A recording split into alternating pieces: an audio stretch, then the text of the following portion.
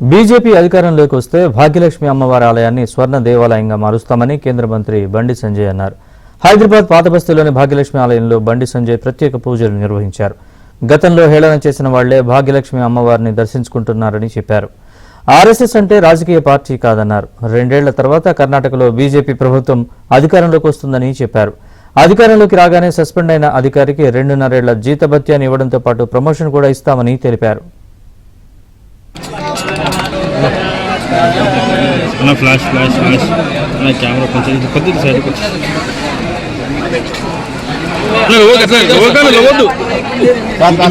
ఇక్కడ వచ్చే సైడ్కి వచ్చే అమ్మవారి యొక్క శక్తి ఎందుకు తెలుసు. అమ్మవారి యొక్క ఆశీర్వాదం కోసం, అమ్మవారి యొక్క కరుణ కటాక్షల కోసం ఈరోజు ఆ తల్లి దర్శనం కోసం ఈరోజు రావడం జరిగింది. తల్లి శక్తి ఏందో అందరికీ తెలుసు.